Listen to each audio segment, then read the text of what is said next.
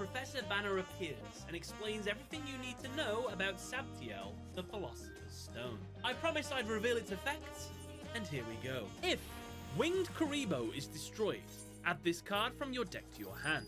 You can activate this card 3 times. Each time you activate this card's effect, pay half your life points. When activated, imagine any card in your deck. This card becomes that card. After the new card has resolved, add Sabtiel back to your hand. If you activate this effect 3 times, this card's effect now becomes target one face-up monster on the field, multiply its attack by the number of monsters your opponent controls until the end of the turn. Now, whether Sabtiel can become any card in Jaden's deck or specifically just spell cards, well, that's up for debate.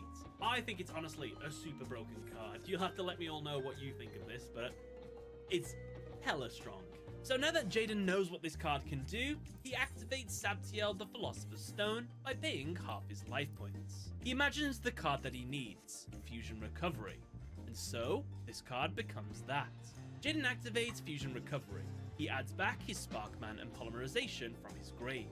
At resolution, Sabtiel returns back to Jaden's hand. Jaden activates Polymerization, using Sparkman and Flame Wingman together in order to summon Elemental Hero Shining Flare Wingman. Due to its effect, it gains 300 attack for every Elemental Hero in Jaden's grave. Since there are 7, it gains 2100 extra attack. Due to Wingman's summon, Kagemaru gets another Phantasm token. Jaden enters his battle phase and uses Shining Flare Wingman to attack and destroy Hamon. It's destroyed. However, before Flame Wingman's second effect can activate, that deals damage equal to the destroyed monster's attack, Kagemaru reveals Hamon's second effect. When Hamon is destroyed, the owner takes no further damage for the rest of the turn. This means Kagemaru survives. I guess it was lucky that Jaden chose to attack Hamon. Well, it's not actually mentioned in the episode, but Hamon has a special ability where if it's in defense position, it's the only monster that's allowed to be attacked. So, that's why. Jaden moves into his main phase 2 and activates Sabtiel's effect again. He pays half his life points and wishes for D-Fusion to be in his hand. Sabtiel becomes D-Fusion, and Jaden sets it face down and ends his turn. It's Kagemaru's turn, and the penultimate turn of the duel. He draws and gets a mysterious card. He then uses Fallen Paradise and gets 2 more mysterious cards. These cards will never be seen, will never be played. If I had to guess what they were, I'm going to say they're DNA Surgery, Herculean Power, and another copy of the Creator. Why these cards? Well, in the Yu-Gi-Oh! Legacy of the Duelist video game, if you look at Kagemaru's deck, these are some of the cards that appear in there. They're kind of useless, so it makes sense that these wouldn't save him in the duel. So that's what I'm going to go for. Kagemaru switches his Uriah into attack. By attributing 2 Phantasm tokens he controls, he can increase Raviel's attack by the attack of the attributed tokens until the end of the turn. Kagemaru attacks Shining Flare Wingman. However, this is where Jaden activates his D-Fusion, returning Shining Flare Wingman back into his extra deck and resummoning its fusion materials to the field into defense. Sabtiel returns back to Jaden's hand upon resolution. As well, 2 new Phantasmal tokens are summoned to the field, since Jaden summoned 2 new monsters. A replay occurs and Raviel attacks and destroys Flame Wingman, while Uriah attacks and destroys Sparkman. Kagemaru ends his turn. It's Jaden's turn, and the final turn of the duel. He draws and gets Elemental Hero Clayman. Jaden summons it to the field. As he does this, Raviel summons a final Phantasm token to the field. What I mean by this is Kagemaru has now filled up all of his monster zones. Jaden activates, for the 3rd and final time, Sabtiel the Philosopher's Stone. He imagines the card he most needs at the moment, Miracle Fusion. This allows him to fuse by using cards on his field and in his graveyard, at the cost of banishing them. Jaden banishes Clayman, Bubbleman, Avion, and Bestinatrix in order to summon his elemental hero, Electrum. After Miracle Fusion finishes resolving, Sabtiel returns back to Jaden's hand. However, now it has a new effect. Now, by targeting 1 monster he controls, he can multiply its attack by the amount of monsters Kagemaru controls. With 5 monsters, Electrum's attack is quintupled. Jaden enters his battle phase and orders Electrum to attack and destroy Raviel. Raviel is destroyed, Kagemaru's life points drop to 0, and Jaden wins the duel. Now, both duelists did play the best possible plays they could do with the cards that they had. Jaden technically could have won earlier if he realized the full potential of how broken his Sabtiel card was. It kind of makes sense now why it had to disappear after the duel, to be honest. But yeah, with that all out the way, that was Kagemaru versus Jaden. Would you like to see a video on the Sacred Beasts? Would you like to see me playing with the inspiration for the Sacred Beasts? Click on either one of those, or I'll just leave a pinned link in the comments. Thank you all for watching, everybody. Catch you later.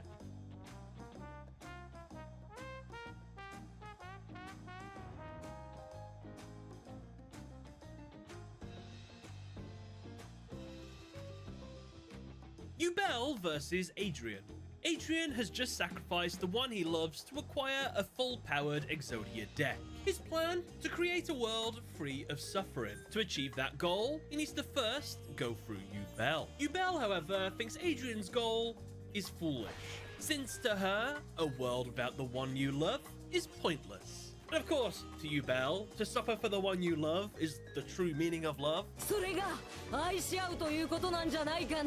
Spoilers, in the end, Adrian, despite being one draw away from getting the Exodia insta-win several times throughout the duel, is thwarted at the last minute, and then defeated by the Yubel-possessed Jesse. However, that begs the question, did Adrian have any chances in this duel to secure the win?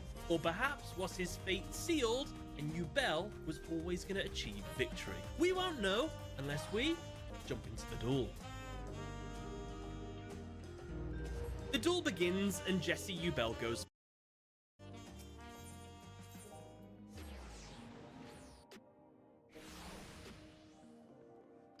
Here is every single killer in DBD ranked by how difficult they are to play as. For each killer, I will be ranking their skill floor, skill ceiling, and overall difficulty on a scale from 1 to 5, with 1 being easy and 5 being hard. Obviously, killer gameplay is extremely nuanced depending on your skill level, playtime, maps, and the types of survivors you play against, so these scores are my personal ranking based on my own experience. And note that the skill ceiling for pretty much every single killer in this game is technically infinite, so my scores for these will mostly be based on the natural progression someone can make to get better at the killer, if that makes sense. Because technically every single killer's skill ceiling would be a 5. So I kind of have to balance it based on the characters' comparisons to each other of what's even possible with them, if that makes sense. If you don't know, a skill floor is basically the threshold that you have to achieve to understand the basics and fundamentals of a killer. And a skill ceiling is how far you can take the abilities of that killer to do some insane things. So for example, a character that just has like a long lunge as their ability doesn't really have much to learn about how to use it. Whereas a character that has a projectile that bounces off of walls, there's a lot higher of a skill ceiling for that because you have to learn how to bounce it off certain hitboxes and when to bounce it off of certain walls and how to bounce it over walls, and you have to learn where the survivors will be and predict that. So you get my point. For the first spot on this list, we have the Clown. First skill floor, I'm going to give it a 1. I think this is actually just the most brain dead easy killer you can play because you just throw a bottle down in a loop and then the survivor just can't loop it and then you get a free hit. So the counterplay to this killer just ends up being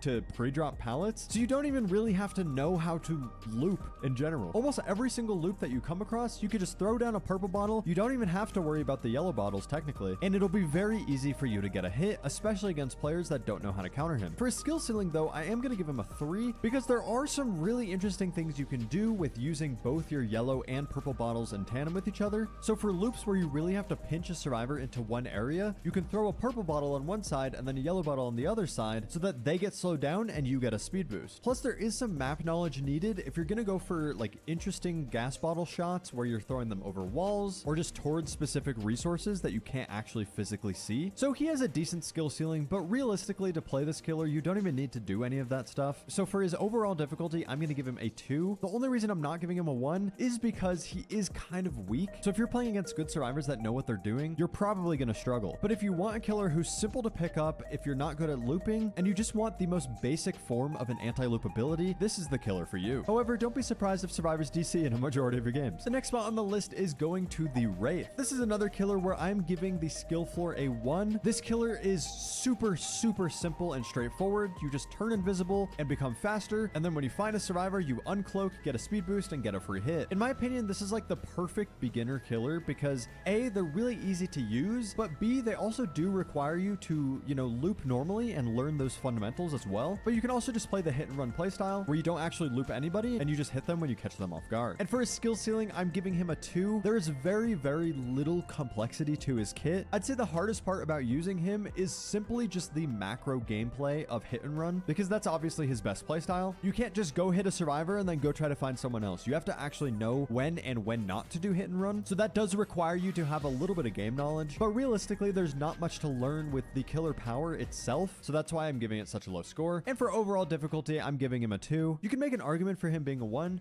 but because he is an M1 killer and because there's so many maps that are completely open, so his stealth isn't going to do anything, it can be pretty difficult against good survivors. The next spot on the list is going to Michael Myers. First of all, if you didn't know, this entire chapter is going to be removed from the store pretty soon because they lost the license. So if you don't have Myers, this would be the time to get him. For his skill floor, I'm also going to give him a 1. He is a very, very straightforward killer. I could maybe see an argument for 2, but realistically, the power is very simple. You have 2 modes. You have a stalking mode and a pursuer mode. Your stalking mode, you're stealthy, but you're slower. And your pursuer mode, you're less stealthy, but you're faster. So you just kind of choose between them which one you want. However, you can use your stalker mode to actually stalk survivors and gain enough stock to unlock your 3rd tier, which just super buffs you for 60 seconds by default, where you can vault quicker, break things quicker, have less stun duration, have a really long lunge, and you insta-down people. So pretty basic power and very easy to use, especially against survivors that are grouped up a majority of the time. And for his skill ceiling, I would give it a 2 as well. I do feel like this killer has such a basic ability that there's not a lot to learn with it. Like, the hardest part about playing this killer is the fact that you have to actually loop people, but if you're in that tier 3 mode, you have your additional lunge, which makes loops just so much easier to play against. So there's really not much to learn. For his overall difficulty, I'm going to give him a 2. I think his power is just so simple and straightforward that you don't actually need to be that skilled with this killer. And if you struggle with looping, being in tier 3 helps with that a ton. The next killer on this list is going to Bubba. For his skill floor, I'm giving him a 2. And the only reason it's not a 1 is because A, you have to kind of learn the muscle memory of timing your tokens so you can get the most amount of time out of your chainsaw sweeps. And 2, you kind of have to get used to the hitboxes of this killer so that you don't hit walls and go into tantrum. But besides that, his ability is super simple. When you're close to a survivor, you just pull up your chainsaw, and that's pretty much all you have to do the entire game. There's really not much else to it. However, his skill ceiling, I'm actually going to give a 4, because to do actual good mind games with this killer, it's very, very finicky. So for example, if you're trying to do like 360s and like moonwalking with this killer while you're in your chainsaw sweep, you kind of have to mentally map the obstacles that are around you, as well as know how much the hitboxes extend. Like, for example, there's some loops that are more rounded than square, and for those, the hitboxes are a little bit janky, so you have to know exactly how much angle to have your camera facing away from it when you quickly turn around. I play Bubba all the time, and I still struggle with this, and still will go into my tantrum sometimes from hitting walls while doing this, so it is a pretty difficult skill to get consistent at, especially depending on the map. But even with that, his overall difficulty is going to be a 2, because realistically, you don't have to be doing these crazy moonwalking mind games to do well with him. Obviously, if you're able to do those, you'll most likely perform better, but for the average Bubba player who's not doing these, you can still do well just by insta-downing survivors because they get too greedy. The next spot on this list is going to the Legion. For skill floor, I'm giving them a 1. This power is so simple, it's just you become fast and can vault things fast. And I'm gonna give skill ceiling a 2 because there's really not much to learn. Like, realistically, the skill ceiling just caps at knowing when and where to use your ability even against injured survivors, and knowing that if you hit 4 different survivors that the 5th one will go down. But besides that,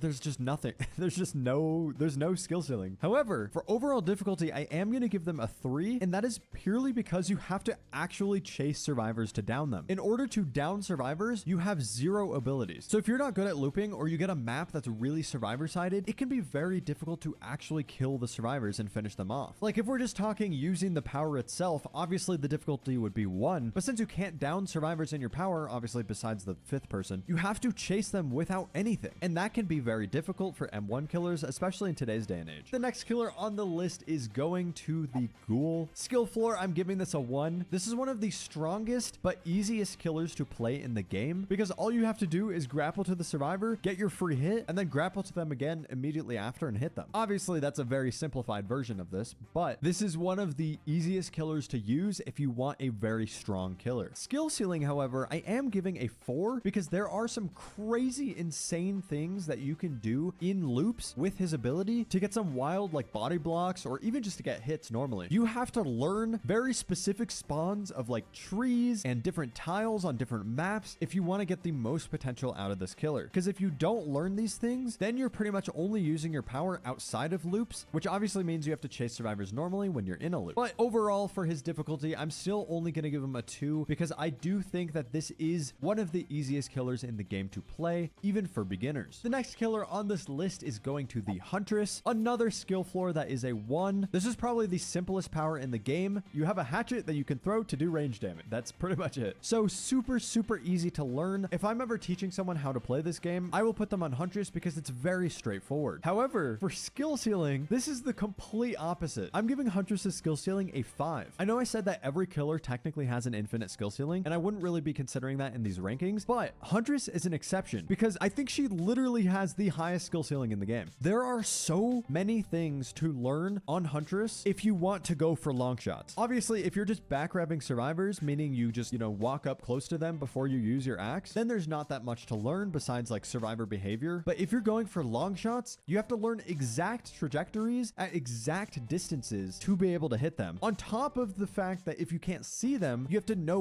where obstacles are, and you have to know hitboxes that you can throw your axe through or hitboxes you can throw your axe over. If you're learning orbitals, you have to learn that trajectory. Like, there's so much to learn on this killer. It's unbelievable. Huntress has always been one of my favorite killers, not only because she's super satisfying to use, but every single game I feel myself getting better at playing her, and that will literally never end. With that being said, I do think overall difficulty is a 2 because she's so straightforward and because you don't have to go for these crazy shots. She's a very simple character that you can pick up and play very easily. The next killer on this list is the Nemesis. For skill floor, I am going to give him a 2. His technical power is obviously really simple, but there are some complexities like learning what tiers you up and what the tiers even do, and learning the behavior of your zombies so that you can take advantage of them. But realistically, you don't really have to pay attention to your zombies, and as long as you know that you can break pallets in tier 2, that's kind of all you need to know to play this character. But for his skill ceiling, I am going to give him a 3 because there are some high level things that you can do, like knowing that your whip hitbox lingers for a bit and knowing that you can hit over any object where you can see the survivor's head. Little things like that does increase the skill ceiling a tiny bit, and knowing how to utilize your zombies effectively is also a skill in itself, but I really don't think it's that difficult to get to that point. So his overall difficulty is going to be a 2. There's a common stereotype that Nemesis players are really bad, and that's particularly because he is pretty easy to pick up. So if you want to play a simple character that has a tiny bit of complexity, then this is the one for you. Moving on to the next spot, we have the Pig. The Pig somewhat recently got a quality of life buff, which makes her so much nicer to play. However, she is still a very simple killer. Like, they didn't really rework her power in any meaningful way. So for skill floor, I'm going to give her a 2. You can make an argument for 1 because there's really not that much to her kit. You have her crouch, which puts you into a stealth mode, and then you have your charged attack, which is pretty simple, and then you have your head traps, which you don't even really need to learn much about. You just put them on whenever you down a survivor, and then you're fine. But the reason I give her a 2 instead of a 1 is because knowing when to use your stealth and when to use your dash is a skill that you need to learn. You can't just use it willy-nilly. Like, if you're stealthing the entire game, you're going to be losing so many of your games because your movement speed is just so much slower. Like, obviously they buffed the movement speed, so it's a lot better now than her old version, but it's still something to keep in mind. But for her skill ceiling, I'm also going to give it a 2 because that's kind of the only thing you have to learn. There's some extra stuff that you can learn, like knowing how to kind of control the flow of the match with people that have head traps on so that you can try to go for head pops. But I don't really think that's a difficult skill to learn. And for me personally, I just don't really like using her stealth for a majority of situations because I don't believe that it's as beneficial as people may think. So there's not really a lot to learn there. However, for overall difficulty, I am going to give her a 3 because she is pretty weak in my opinion. Like, she realistically has no anti-loop ability, which requires you to chase survivors to get both your injures and your downs. And yes, obviously you have your range attack, but it's so telegraphed with her roar that it's very easy for survivors to counter. So you're not going to get as many hits with it as you might think. So although she's straightforward, you do need to chase survivors, which is why I gave her a 3. The next killer on this list is going to Ghostface. For his skill 4, I'm going to give him a 2. He's very straightforward. You have a stealth ability that goes on cooldown, and while you're in your stealth, you can stalk survivors, and once you stalk them fully, then you can insta-down them. Obviously, knowing how to navigate the map so that survivors don't see you, and maybe learning flank routes, and also kind of learning the hitboxes of things that you can lean off of so that you could stalk faster can be a little bit of a skill to learn, but it's not that bad. And for his skill ceiling, I'm giving him a 3 because I don't think there's much more than that, but you do have to learn exactly when you should and should not leave a survivor that has stalk. I'd say this is probably the most difficult part of this killer because Because if you didn't know, if you hit an injured survivor that has stock, it completely gets rid of all of your stock progress on them. So there's some instances where a survivor might be really close to being fully stocked, so you want to leave them and chase somebody else. But doing that risk assessment in game can be relatively difficult, especially if you don't have a lot of macro sense of this game. So that's why the skill ceiling is a little bit higher. And then for overall difficulty, I'm giving him a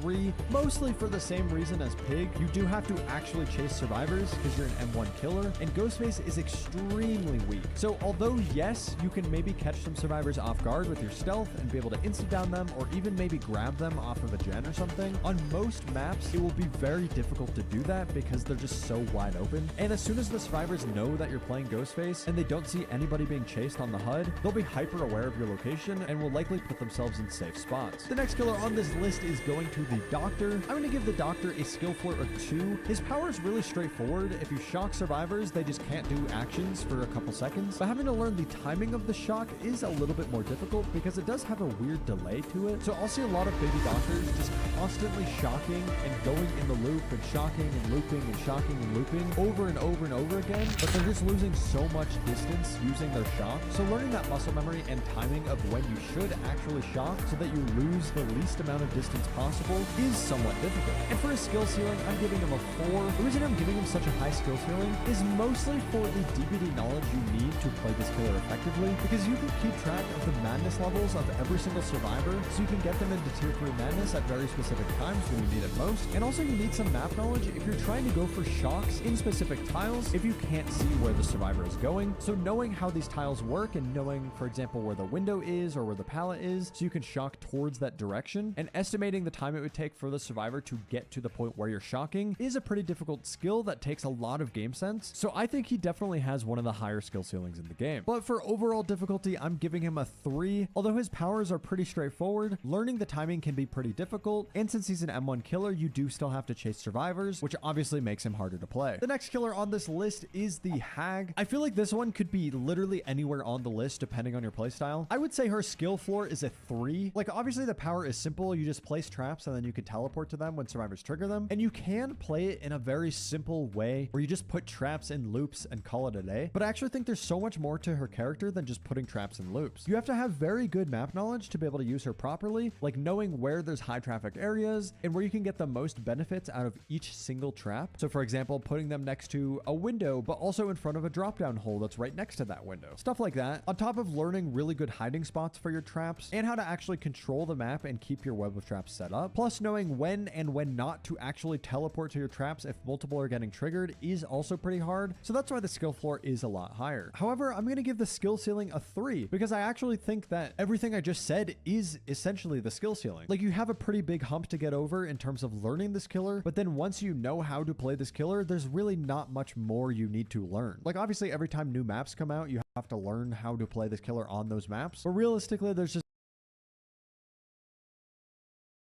much more to learn. So for overall difficulty, I'm giving her a 3. She can be played in a very simple and straightforward way, but if you do want to actually perform well with her, you need to really have good game knowledge and map knowledge so you can get the most out of her ability. The next killer is going to the Xenomorph. For skill floor, I'm giving them a 2. This killer is really easy to learn. You just have a ranged tail attack that can hit over obstacles, and then you have a teleporting ability where you can get across the map. There's really not much to it. Like, obviously you have to learn little things like being in your tunnels makes you go into your stealth mode almost instantly, and you kind of have to learn the jank of the tail timing because it is a little bit weird, but this killer is really not that difficult to pick up. Skill ceiling, however, I am going to give a 3 because there are some techniques that you can do with this killer to perform better. Like, knowing that the tail hitbox lingers for a few milliseconds means that you can aim higher than you would think and then drag down to be able to hit over obstacles you wouldn't normally be able to hit over. Stuff like that can make this killer a little bit more complex, as well as learning how to take advantage of your tunnel system and how to position yourself to avoid flame turrets properly. But I feel like most survivors don't know how to place flame turrets properly anyway, so it doesn't really matter. For overall difficulty though, this is going to be another 3. I think this killer is a very middle of the road killer in terms of difficulty because learning how to use the tail attack to begin with and getting over that jank is a little bit difficult. On top of that, learning how to actually use it well while you're in loops is another skill on top of that, so another average difficulty killer. The next killer on this list is the Spirit. For skill floor, I'm giving her a 2. Her power is really easy to use, but you do need to learn learn when to actually use it and when not to use it, because a lot of people will just use it whenever they feel like it, which is obviously not going to benefit you as much as knowing when to use it. But even if you're playing against average survivors, this killer's ability is so strong, you don't even have to play her that well in order to get good value out of her. For skill ceiling, I'm giving her a 3. There are some interesting techniques that you can learn with her, like using grass to look for survivors that aren't injured, or listening for breathing sounds, or even trying to time double backing in a loop with your passive phase ability. Stuff like that can make this killer a little bit more complex for sure. So for her overall difficulty, I'm giving her a 3. You can make an argument for 2 because she's so strong, but honestly, if you're not able to injure survivors and they're very good at being stealthy, it can be surprisingly difficult to get downs with this killer against good survivors. The next killer on this list is going to the Demogorgon. For skill floor, I'm giving him a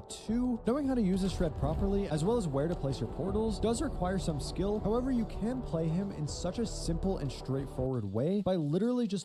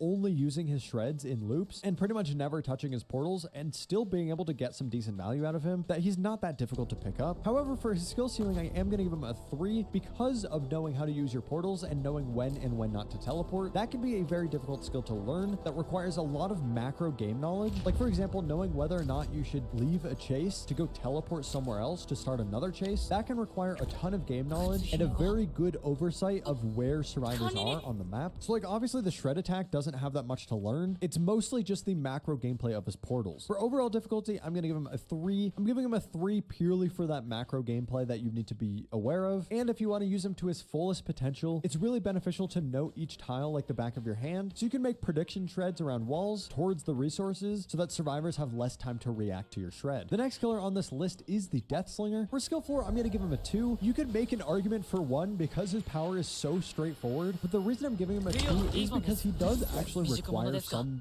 actual aim, which can be a difficult skill for people if they haven't really played FPS games, but the power itself is really, really simple. Skill ceiling though, I'm going to give him a 4 because there is so much to learn on this killer regarding the boxes. Every single map has different boxes for different items. In learning which the boxes is a 2 thing versus which the boxes is not 2 things, this takes a lot of time and a lot of game knowledge, and also knowing how to use these shots is a very important skill as well. Like for example, some of the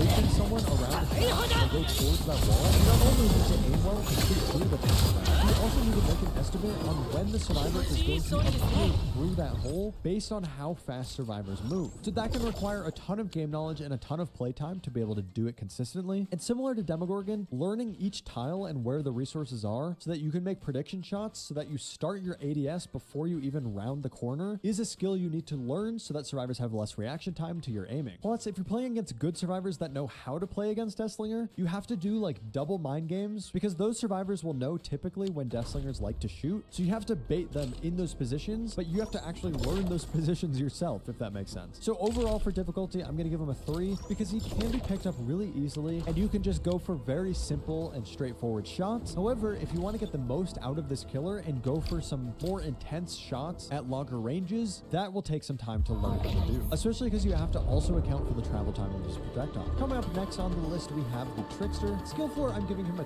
2. His ability is really easy. You just...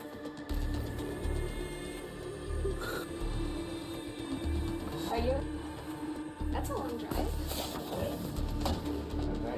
Sorry, I'm really nervous. Oh, you gonna get hot? Sorry. I'm sorry. Are you okay? Yeah. I'll settle into it. Okay. So, kind of peachy batches.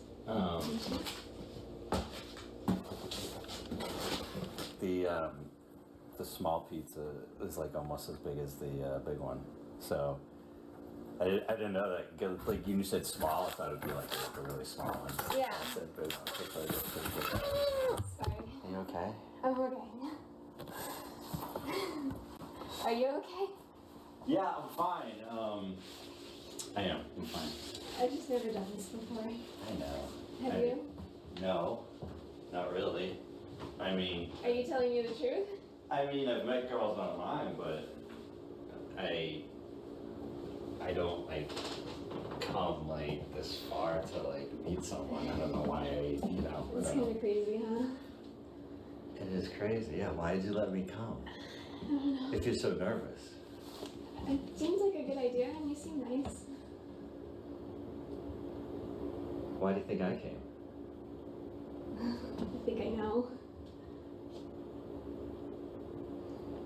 It's not the only reason. It's not the reason. What's the reason? And I just, been talking to you for a while, and you seem like really cool to hang out with, and someone that I'd like to meet, and I wanted to check out the situation, Well, here we are.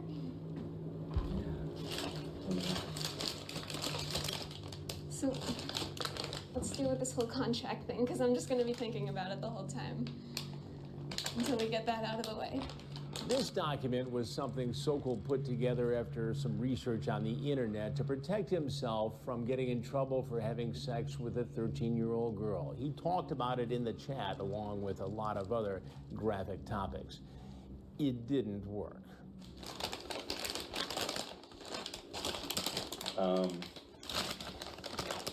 Let's eat and we can talk about it. Okay. There's plates behind you if you want to grab one. Huh? There's plates behind you if you want to grab one. Do you want a water or anything? No. Okay. Man, well, I got this for in case we Alright, I'll grab a water. Alright, I will have do you want to eat at the table, or what do you want to do? No, we can just eat here. Yeah, I expected it to be like 2.5 hours, so.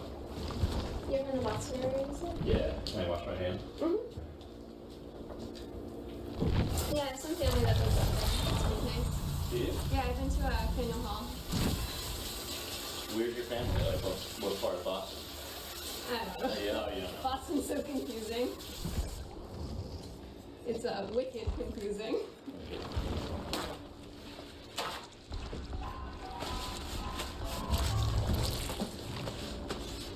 I'm sorry. I'll try to be cool. It's okay. We'll work on it. I mean, you look great. Thanks. You just look different than what I did in the pictures. I don't know, maybe. I don't know. I expected you to have dark hair. Did you? My hair just lightens up in the summer. And no, I'm not saying. I mean, I think you look don't great. like it? I think you look great. I'm just saying, like you look different, yeah, than what I thought. Yeah. But Well, you never can tell with online things, you know? what about me? Do I look different? I mean, you look different. I'm not saying better or worse, just different.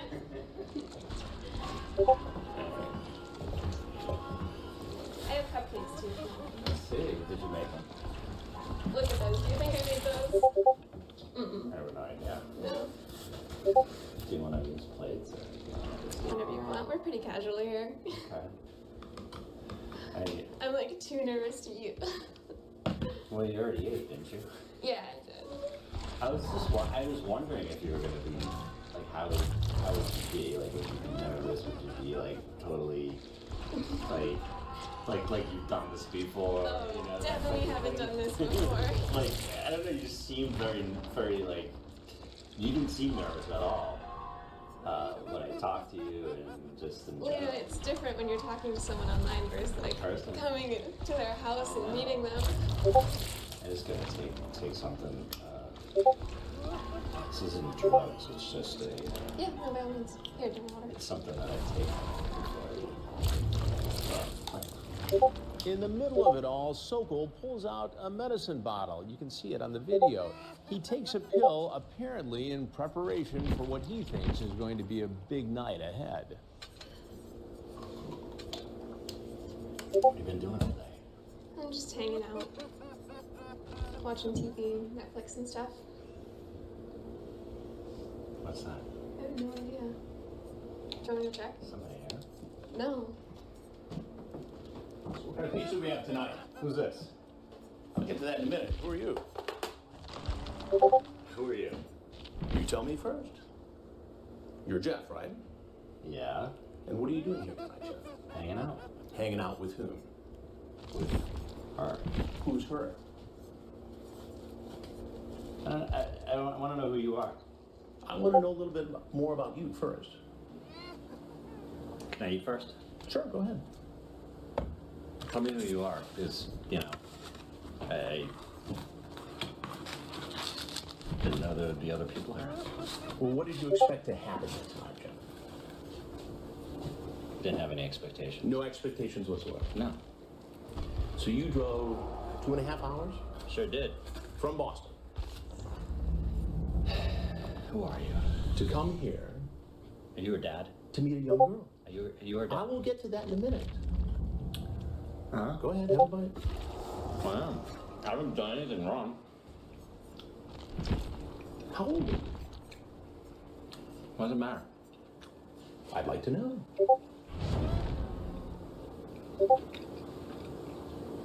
I haven't done anything wrong. Coming to meet somebody? What's wrong? What is that against Coming the to law? meet a young girl? Yeah, is that against the law? It is after this chat. How? Did you bring some kind of a contract with you? Some sort of marriage contract? Let's see if any of this sounds familiar while you enjoy your pizza. I should come see you on Saturday. Well, since your mom isn't home, it's the best time to do it. I would, but only if you want me to. You say, I can't go to jail. My life would be ruined. Right. Could be locked up for 20 years. Yep. And then you say, do you trim your blank? Okay. Now you know that this girl is 13, right? Wasn't sure. She's told you. No. That doesn't And you're what, 37? mean anything. You're 37? How old are you? You might as well just tell me, because I can find out like that. Who are you? Can you tell me?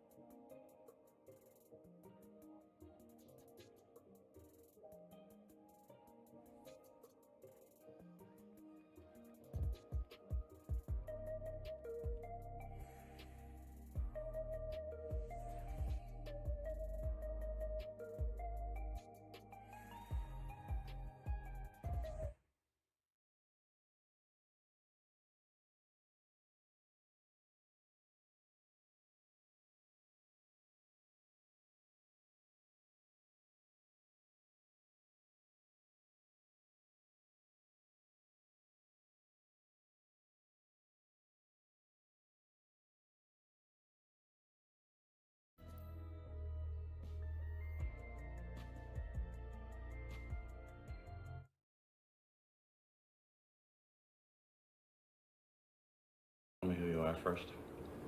I will tell you that in a minute. Because, now you're making me nervous and... You're 44 years old, right? Mm-hmm. Right? As a 44-year-old guy, I shouldn't be talking to 13-year-old girls like this. Yet I want to. What am I supposed to make of that? Sorry, I am paranoid. For meeting me? No, potentially having sex. But that is where the breaking the law comes from. Right. Punishable up to 20 years. Did you bring condoms with you tonight? Well, they plan on having sex. Do you have them in your car? No, I'm gonna find out, so you might as well tell me now. I don't. Go ahead, check the car. You will never tell anyone about us having sex. Are you sure? Okay, I could be there Saturday afternoon. Explain. Explain it to me. Just wanted to come hang out and... It looks like here you wanted to come here and have sex with a 13-year-old girl. Okay, is that against the law to To have sex with a 13-year-old girl No. when you're 44? Yes, it's against the law. To meet a girl. That's all I've done. You see how this looks. Okay, but do you also see that I was pretty apprehensive about the whole sex thing? Well, wouldn't you be? Wouldn't anybody be if they're Right. going to try to have sex with a 13-year-old girl? To be honest with you, you're not going to believe me, but I don't know who you are, but I'm sure you're law enforcement. But You think I'm law enforcement? well, I mean, that's what it sounds like. I was thinking about this on the way down, Right. You had 2.5 hours to think about it. and and I wasn't gonna. I'm not gonna risk it. That's what I said. It's not normal for a 44-year-old guy to drive 2.5 hours to hang out with a 13-year-old I girl. wanted to hang out, see how she was, see if A 13-year-old girl. How often do you do this sort of thing? never done it. You've never done it. So tonight you just decided, okay, I'm going to drive 2.5 hours Oh yeah, down I-95 from Boston. yeah. I've been talking to her To for this a little house. while, and she seemed cool to hang out with. I mean, what the? You can't find any I had nothing else. older girls? I can, but I had nothing else going on. So you decided you just come out and hang out with a 13-year-old girl? Yeah, you can clearly see that I'm very apprehensive about that. Let's say we meet and really like each other and want to continue seeing each other. How would we do this? Like I said, as long as you're under 16, age of consent, parenthetically, nobody can know about it. I just can't take that chance. What it sounds like here is you're grooming her, testing her to make sure it would be okay if you had sex with her, so no one would find out. To be honest with you, like I said, when I was on the way down, Right. I was thinking about the whole thing, and even before I left, Right. I was thinking I'm not going to have sex with her unless it's legal. So you talk about a plan to make it legal, to marry her, right? Yeah, not in 2 seconds. I mean, So if you liked her, like next week or the week after, you'd marry a 13-year-old girl? not next week. No. So after just a few days worth of chatting, you decide you love her? No, You want to have sex with her? I don't know. You want to marry her? What do you mean you don't know she's 13? I don't know. I was just throwing things out, just in case. Maybe I did like her. Maybe it was, So then you'd marry a 13-year-old girl because she's really cool and you could have sex. After a while, if it worked out, yeah. After a while. Yeah. Well, like 3 years of dating? I don't know. A romantic courtship? Maybe. Maybe. So you're cool with all this. You just think this is just fine. March in here to this home. I know what you're. Well, what Getting at what here. else am I supposed to think, Jeff? Do I seem like a dishonest, dirty person? I mean, do I seem like it to you? This chat seems like it. It seems like someone who at 44 years old. Chat is chat. Chat is chat, but showing up is showing up. And guess what, Jeff? You showed up. At a home where you knew a 13-year-old girl would be alone after a sexually charged conversation online. You come in, oh, I want to hug you. Yeah. The little girl's nervous. You do it with everybody. Yeah. You do that every time you meet a 13-year-old girl. I do it when I meet somebody for the first time. I Okay, hug them. but this somebody is not an adult, Jeff. She's 13. Please tell me who you are. I'll tell you. I'm trying to be nice here. Okay. I'm So am I. But you're not answering all my questions. I will. Can you just tell me who you are? I'm Chris Hansen, and this is an investigation called Hansen versus Predator.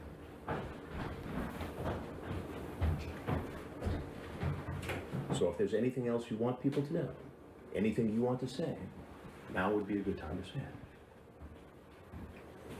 it. I can't believe this happened. Did you bring any sort of a marriage contract? No. So what was all that talk about? I don't want to talk anymore. Okay. You can leave. A camera. You can leave. I mean, I can leave. You can leave. And then what? That's not up to me. Who's it up to? It's not up to me.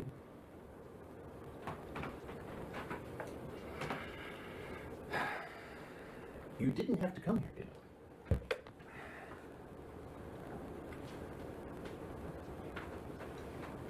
What do you do for a living, John? I don't want to talk anymore. There's Insurance business, right? cameras rolling. Insurance? I don't want to talk anymore. All right. As I said, you're free to leave. Can you shut it off? I cannot shut it off now. I mean, what is this? It's an investigation for a television program called Hansen versus Predator, where we investigate grown people who go online and try to create inappropriate, illegal relationships with underage children. So unless you have something else to say, now would be a good time to go. I don't have anything else to say. All right, then. You can take your pizza if you like. You want a slice? I'm good, thank you very much. So the cops here? We'll see. Okay. Or if they're here, just bring them in. It'd be best if you went that way.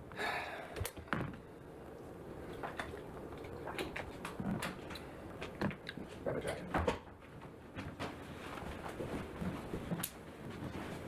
It's not for the garage.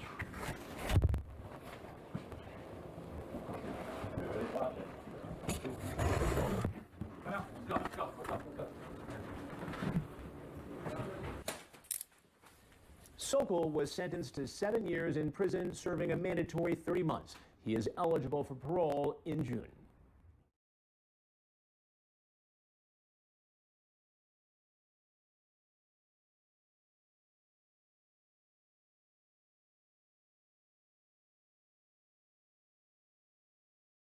Hello? Hello. Hey, Boo. Where are you? I'm outside. My sister just got back in the car. Oh, okay. Just go to the bathroom so we see you. All right, I'm at that door. Just go in. Okay. Okay. Bye.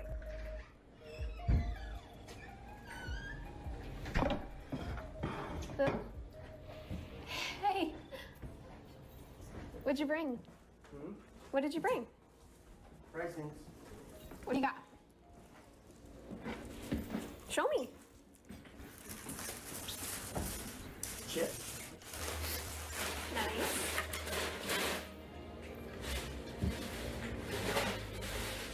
What kind is it? Thank you. It's so nice to finally see you. What's up? This is crazy. Are you nervous? Yeah, I'm really nervous. Why? I don't know, I've never done this. Have you? No. So what do you want to do? A hug? I don't know. Hey, Boo. Hey. Get a seat right around that stool right there front, please. No, right there. Please have a seat. Okay. Right there. Set the phone down, please. What is your plan here tonight? Just hang out, watch football? Hang out and watch football with whom? With her. Who's her? With Bailey. Bailey. And how did you meet Bailey exactly? Through Whisper. Whisper. Hmm? And do you know how old Bailey is? She's 14. 14. Mm-hmm. She told you she's 13. Not that that matters. Mm-hmm. How old are you? 30. 30. And why would you at 30 think it would be okay to hang out with a 13-year-old girl home alone? I mean, we just hit it off, friends. You hit it off with a 13-year-old girl. We were just talking. Just talking. Well, now you're here. This is more than talk. I know, we just came to hang out. You know, I And brought... what, get a hug? And watch football. Watch football. Yep. Who's playing tonight? Steelers and the Ravens. I had no intentions with nothing. No intentions of... Nope. Well, John, what do you do for a living? I was working at UPS. UPS. Mm-hmm. And did you walk here today, or No, my sister dropped me off. you don't have a driver's license? Yeah, I do. No car. No. So what do you do at UPS? I was a package handler. Package handler. You're not there anymore. What do you do now? Nothing. Besides go online and